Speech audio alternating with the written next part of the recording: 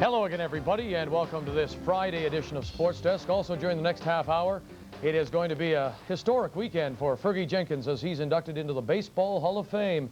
But first, up front, in the TV business, it is called the overnights. The early ratings on Broadway, the cast of a brand new show, would go to Sardi's restaurant, then wait for the Bulldog edition of the newspaper and the first notices, the first reviews. And it's much the same way in sports, where first impressions can mean everything. Well, the reviews are in on last night's debut of the Rocket. Rocket Ismail in his first CFL game as the Toronto Argonauts played Hamilton at the Sky Dome. And the early notices look good for the Rocket, the Argonauts, and the league.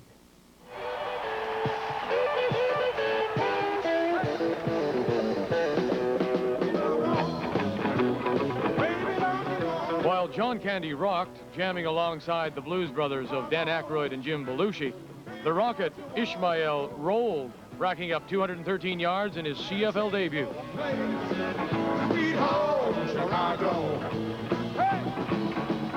41,000 at the Sky Dome loved every minute of it.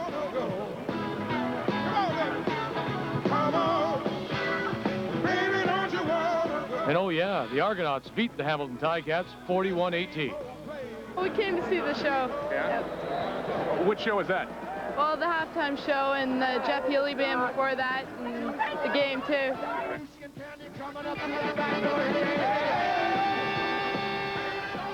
Place to see the enthusiasm from the people.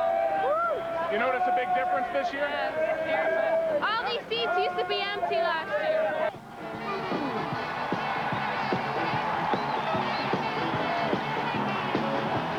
The main thing is that you want to have the crowd have fun. You know, I'm in the entertainment business in a way, and that's what you want to do is have the people out there have a lot of fun. And I think that they showed that in the game itself. And then obviously the rest of the entertainment was great. And the fans had fun, I'm happy, and I think they did.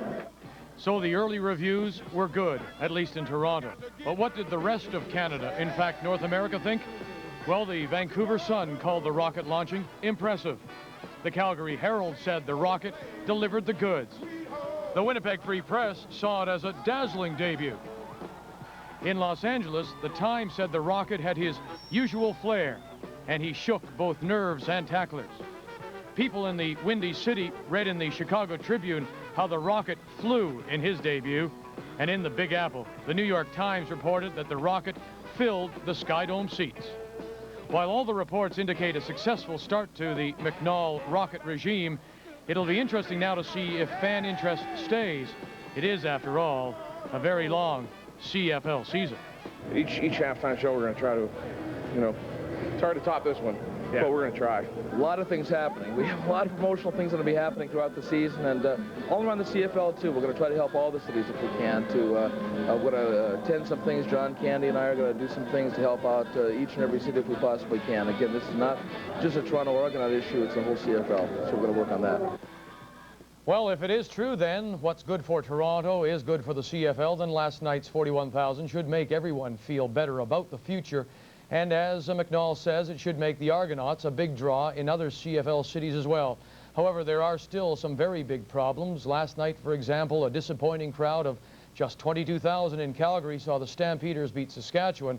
The Stampeders need 25,000 just to